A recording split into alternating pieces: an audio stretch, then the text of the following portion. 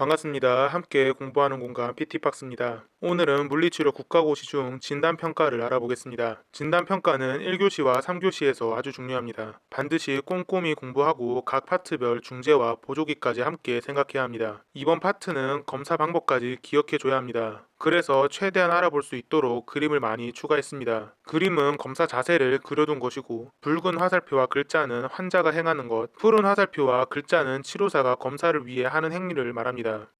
첫 번째, 번넬 리틀러 검사입니다. 손허리, 손가락 관절에 굽힘 제한이 있는 환자가 있습니다. 이때 벌레근이나 뼈 사이근이 단축인지 관절 주머니 구축인지 감별 검사가 필요합니다. 이때 하는 검사가 번넬 리틀러 검사입니다. 손허리, 손가락 관절을 굽히고 손가락 뼈 사이 관절 굽힘을 했을 때 가능하다면 벌레근, 뼈 사이근의 단축을 의미하고 불가능하다면 관절 주머니의 구축을 의미합니다. 두 번째, 핑켈스타인 검사입니다. 핑켈스타인 검사는 드케르뱅 유무 검사로 엄지를 그림처럼 안으로 잡고 올라 데비에이션을 하게 될 때 통증을 확인하는 것입니다. 세 번째, 티넬 증후군입니다. 티넬 증후는 정중신경 병변 유무로 손목을 펴 상태에서 정중신경을 타진하거나 압박하는 것을 이야기합니다. 네 번째, 팔렌 검사입니다. 팔레 검사 또한 정중신경 압박을 통해 손목굴 증후군을 확인하는 방법으로 손바닥을 바깥쪽으로 해서 손목을 맞닿는 방식으로 통증을 확인합니다. 다섯 번째, 손목굴 압박 검사입니다. 정중신경 압박을 통해 손목굴 증후군을 확인하는 검사로 정중신경에 직접적인 압박을 30초 가하는 방식입니다. 여섯 번째, 프로멘트 징후입니다. 엄지 모음근 약증 검사로 자신경 병측 검사이기도 합니다. 엄지를 모음해서 얇은 종이를 잡게 한 후 그 종이를 뺄 때 잡은 것을 유지하라고 합니다. 이때 엄지에 모음이 아닌 엄지 굽힘이 나타나며 종이를 잡는다면 양성입니다. 일곱 번째, 알렌 검사입니다. 노동맥과 자동맥이 손에 충분한 혈액을 잘 공급하는지 확인하는 검사입니다. 노동맥과 자동맥을 압박하여 피가 통하지 않게 한 후 한쪽씩 풀어보면 손에 피가 다시 도는 혈관은 정상입니다. 여덟 번째, 코젠 검사입니다. 가쪽 위 관절 윤기형 검사인데 아래 그림처럼 환자가 팔을 프로네이션한 상태로 손목 펌을 하는 것을 가쪽 위 관절 윤기염을 촉지해서 저항을 줍니다. 이때 통증이 나타나면 가쪽 위 관절 윤기염을 의심해야 합니다. 아홉 번째, 밀 검사입니다. 가쪽 위 관절 윤기염 검사로서 아래 그림처럼 가쪽 위 관절 윤기염을 촉진한 후 팔굽을 펴하게 되는데 통증이 나타난다면 가쪽 위 관절 윤기염을 의심해야 합니다. 열 번째, 역코젠 검사입니다. 안쪽 위 관절 윤기염 검사로 코젠 검사와 반대 모양으로 안쪽 위 관절 윤기염을 촉지한 후 슈피네이션한 상태로 손목 굽힘을 하는 환자에게 저항을 주게 됩니다. 이때 안쪽 위 관절 윤기염에 통증이 온다면 안쪽 위 관절 윤기염을 의심해 봐야 됩니다. 11번째, 역밀 검사입니다. 안쪽 위관절 윤기염 검사로서 밀 검사와 반대 모양입니다. 안쪽 위관절 윤기염을 촉지해서 팔굽을 아래 그림처럼 펴게 될 때 통증이 있다면 안쪽 위관절 윤기염을 검사해야 합니다.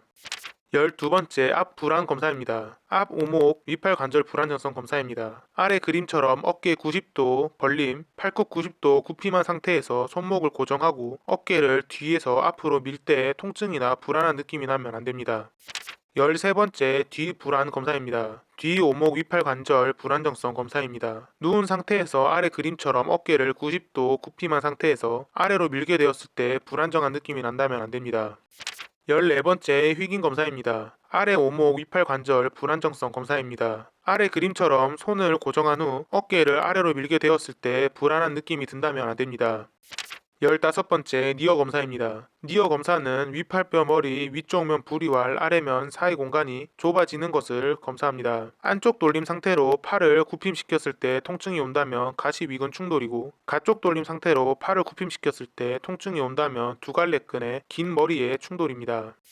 16번째, 호킨스 케네디 검사입니다. 호킨스 케네디 검사는 봉우리 돌기 아래 위팔뼈머리 윗면 사이 공간을 줄이는 방법입니다. 아래 그림처럼 환자의 자세를 만들고 팔을 가쪽 돌림 시켰을 때 통증이 있다면 의심해 봐야 됩니다.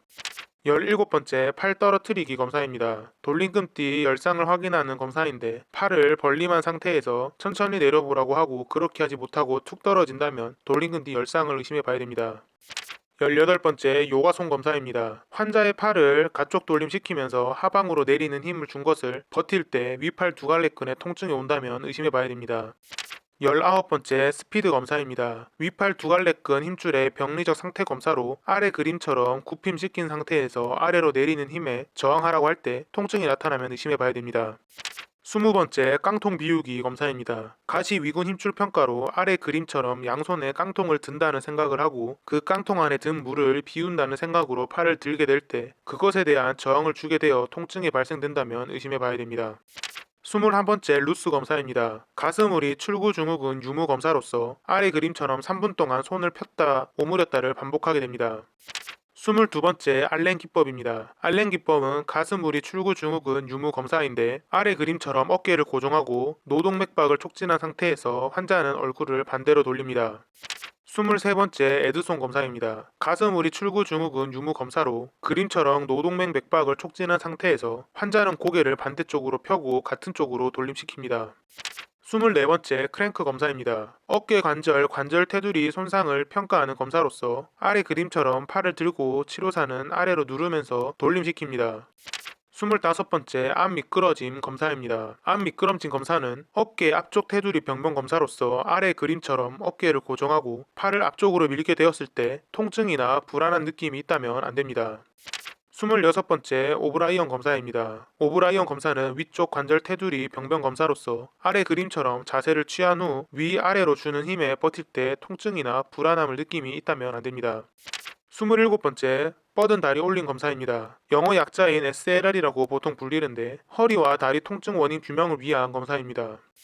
28번째 후보 검사입니다. 후보 검사는 꾀변 검사로서 아래 그림처럼 누워서 다리를 들어보라고 하고 반대편 다리의 압력을 확인합니다. 반대쪽 다리에 압박력이 없다면 꾀변입니다. 29번째 밀그람 검사입니다. 밀그람 검사는 척수 내압 상승 검사인데 아래 그림처럼 누워서 두 발을 5cm가량 들고 30초를 유지하라고 해야 합니다. 30번째 나프지거 검사입니다. 척수막 검사로서 목정맥을 압박해서 얼굴을 확인하는 방법입니다. 31번째 발살바 기법입니다. 발살바 기법은 척수 내압 상승 검사로서 배안과 경막 내 압력을 높여주는 검사입니다. 32번째 비보징후입니다. 비보징후는 배 고등근과 주위 척추근의 분절 지배 검사로서 누워서 4분의 1 정도의 윗몸 일으키기를 했을 때 배꼽은 약화된 쪽으로 움직입니다. 33번째 아담징후입니다. 아담징후는 척추 역구음증 검사로서 무릎을 펴만 상태에서 발가락에 손을 닿는 자세로 굽혔을 때 등 뒤에 곡선을 관찰하는 검사입니다. 뒤에서 볼 때 볼록한 부분이 척추 역구음증의 볼록 쪽입니다. 34번째 엉덩관절 탈구 검사입니다. 선천성 엉덩관절 탈구 검사입니다. 바로우 검사는 탈구 자세로 하는 검사이고 오토라이니 검사는 정복 자세로 하는 검사입니다.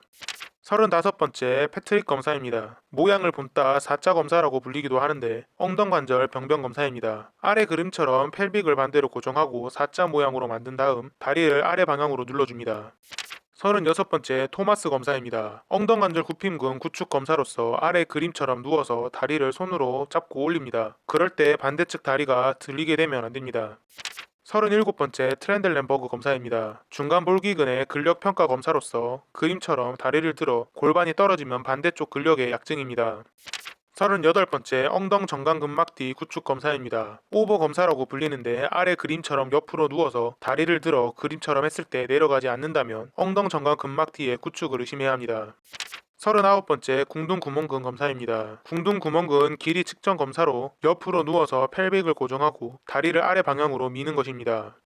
40번째 맥머레이 검사입니다. 맥머레이 검사는 반달 연골 손상 유무 검사입니다. 아래와 같이 누워서 가쪽에서 한쪽으로 힘을 주며 무릎을 펴게 했을 때 통증이 나타난다면 반달 연골 손상을 의심해 봐야 합니다. 41번째 아플레이 검사입니다. 아플레이 압박 검사는 반달 연골 손상 확인 검사로서 아래 그림처럼 엎드려 무릎을 90도 굽힘시킨 후 누르며 돌렸을 때 통증을 확인해야 하고 아플레이 당긴 검사는 겨딘대 손상 확인 검사로서 아래 그림처럼 엎드려 무릎을 90도 굽힘시킨 후 당기면서 돌렸을 때 통증을 확인해야 합니다. 42번째 끌림 징후 검사입니다. 앞 끌림 징후 검사는 앞 십자인대 안정성 유무 검사로서 바로 누운 후 발을 고정하고 종아리를 앞쪽으로 당길 때 통증이 생긴다면 안됩니다. 뒤 끌림 징후는 앞 끌림 징후와 반대로 종아리를 뒤로 밀 때 통증이 있다면 뒤 십자인대에 문제가 있다는 이야기입니다. 43번째 라크만 검사입니다. 라크만 검사는 십자인대 불안정성 검사입니다. 끌림 징후 검사와 비슷한데 앞쪽으로 당길 때는 앞 십자인대, 뒤로 밀 때는 뒤 십자인대 검사입니다. 44번째 끌림징후입니다. 발목의 끌림징후인데 앞 끌림징후는 발목 종아리 인대 불안정성 검사로 먼쪽 종아리를 고정하고 발을 앞쪽으로 당겨줍니다. 탈라 틸트 테스트는 한 손으로 먼쪽 종아리를 고정하고 다른 손으로 발을 감싼 후 인버전 시킵니다. 발바닥 굽힘 상태에서 인버전 시킬 때는 앞목말 종아리 인대 검사, 중립 자세에서 발을 인버전 시킨다면 발꿈치 종아리 인대 검사, 발등 굽힘 상태에서 인버전 시킨다면 뒤 목말 종아리 인대 검사가 되겠습니다. 45번째 톰슨 검사입니다. 톰슨 검사는 아킬레스 힘줄 손상 검사로 종아리 세갈래끈을 꽉 잡아 발바닥 굽힘이 나타나지 않는다면 아킬레스 힘줄 단열을 의심해 봐야 됩니다.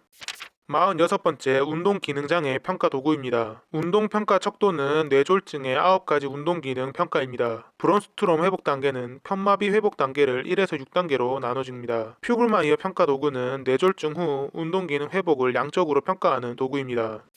47번째 일상생활 활동 평가 도구입니다. 척수 손상 독립 측정은 0에서 100점까지 존재하는데 척수 손상 환자 대상으로 평가합니다. 수정된 바델 지수는 0에서 100점까지 SCI의 일상생활 활동을 평가하는 평가 도구로 10개의 항목으로 되어 있습니다. 캐치 인덱스는 A에서 G까지 평가하고 6개 영역으로 나뉘어집니다. 기능적 독립 측정은 신체 영역 4개, 인지 영역 2개로 나뉘어집니다. 48번째 균형평가 도구입니다. 버그 균형 척도는 14개의 항목으로 앉은 자세, 선 자세, 한발 서기로 나뉘어집니다. 기능적 뻗기 검사는 팔을 뻗어 검사를 하게 되고 일어서서 걷기 검사는 일어서서 걷는 시간을 확인하는 검사입니다. 정적 균형 검사는 룸버그 검사나 한다리 서기 검사가 있고 동적 균형 검사는 버그 균형 척도, 기능적 뻗기 검사, 일어서서 걷기 검사가 있습니다. 49번째 보행평가입니다. 10m 보행평가는 단거리 보행 속도를 측정하는 것이고 6분 보행검사는 자가 조절 검사이고 보행 거리를 측정하는 검사입니다. 기능적 보행지수는 지구력을 포함하지 않는 기능적 이동평가 도구입니다. 이상 진단평가였습니다. 다음은 임상의사 결정으로 찾아뵙겠습니다.